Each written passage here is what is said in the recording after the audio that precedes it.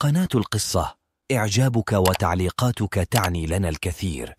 شكرا على المشاهدة.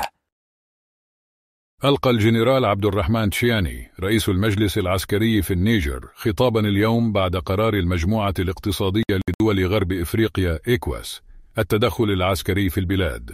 وقال تشياني في خطابه: نرفض قرار إيكواس التدخل العسكري في النيجر.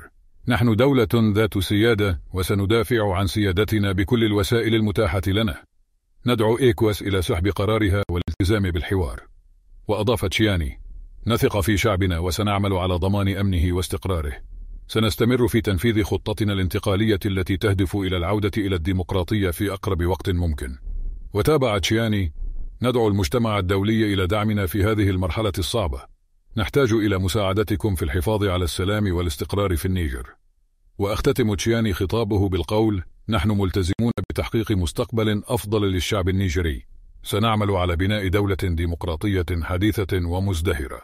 من المقرر أن يعقد مجلس الأمن الدولي اجتماعا طارئا اليوم لمناقشة الوضع في النيجر. Nigériens, mes chers compatriotes, depuis le 30 juillet dernier, nous vivons dans notre chair les sanctions d'une ampleur sans précédent prises contre notre pays, le Niger, et son peuple suite aux événements du 26 juillet 2023. Ces sanctions visent notamment à nous priver de ressources financières indispensables au fonctionnement de nos institutions, à entraver notre vie quotidienne et à étouffer notre économie et le petit commerce.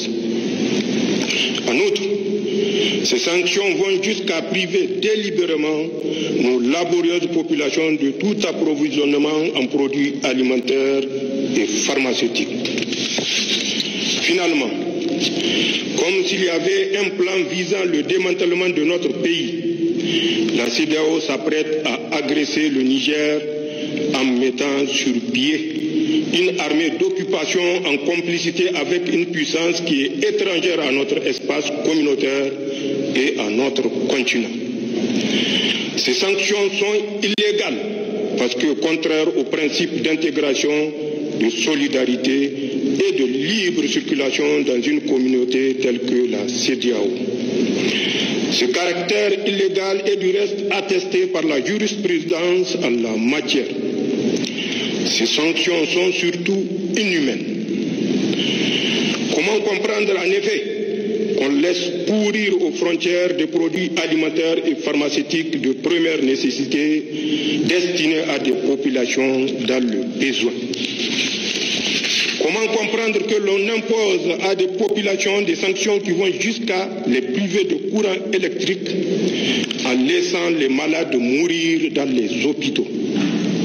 Ces sanctions ne sont pas pensées dans une optique de recherche de solutions, mais pour nous mettre à genoux et nous humilier. Comme vous le savez, elles ont été prises sans consultation préalable, ni des autorités de transition, ni des instances régionales, ni des parlements nationaux, ni des populations sœurs des pays de la communauté. Nigériennes, Nigériens, mes chers compatriotes, ceux qui ont pris ces sanctions cruelles et menacent de tuer des milliers de Nigériens espèrent ainsi les diviser et imposer à notre vaillant peuple leur volonté. Ils pensent pouvoir nous contraindre à accepter par la force ce qui est profondément inacceptable, car contraire à nos intérêts vitaux et à nos valeurs cardinales. Ils veulent isoler notre pays à un moment où notre peuple a le plus besoin de la solidarité communautaire pour mieux faire face au terrorisme et à l'insécurité. Ils ne semblent pas mesurer l'ampleur de contre-coup qu'une agression militaire contre le Niger aurait sur toute la région. Ils semblent ignorer que c'est en grande partie grâce au professionnalisme et à la vaillance de nos forces de défense et de sécurité que le Niger est resté le verrou qui empêche les hordes de terroristes de déstabiliser l'ensemble de notre région. Heureusement, Dans plusieurs pays voisins, comme lointains, membres de la communauté ou non, des leaders visionnaires et des populations solidaires ont exprimé et expriment leur opposition à toute intervention qui ouvrirait une véritable boîte de Pandore.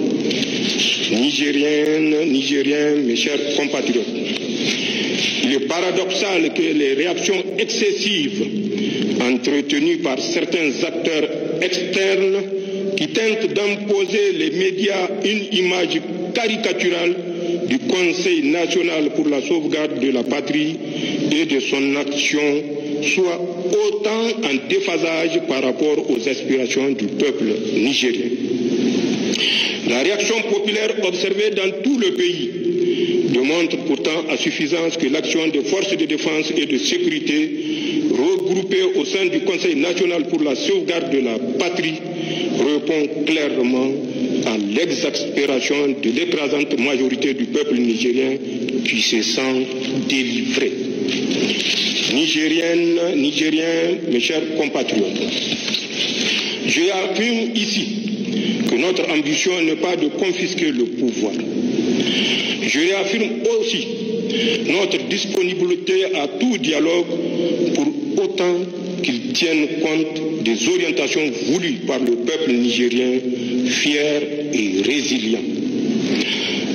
Toute approche coercitive et ignorant la quête de souveraineté, de sécurité et de bonne gouvernance exprimée clairement par la population revient à ignorer les dynamiques profondes en œuvre dans les pays sahéliens abandonnés à leur propre sort depuis plus de 10 ans par ceux-là même qui, au lieu de les aider à combattre les maux qui les assaillent, veulent aujourd'hui les agresser. À la vérité, la prise de pouvoir par les forces de défense et de sécurité, aussitôt fermement soutenue par nos vaillantes populations, s'inscrit dans un contexte de rejet des modèles sécuritaires et de mauvaise gouvernance, faite d'injustice, de corruption, mise en œuvre par des régimes qui se prétendent démocratiques, mais qui en réalité dévoient et discréditent la démocratie. Le Conseil national pour la sauvegarde de la patrie adhère pleinement au principe du libre choix des gouvernements par les peuples. Mais pour que le peuple puisse choisir ses dirigeants, il faut un système transparent dans lequel les opposants ne sont pas emprisonnés ou exilés, dans lequel une véritable alternance est possible.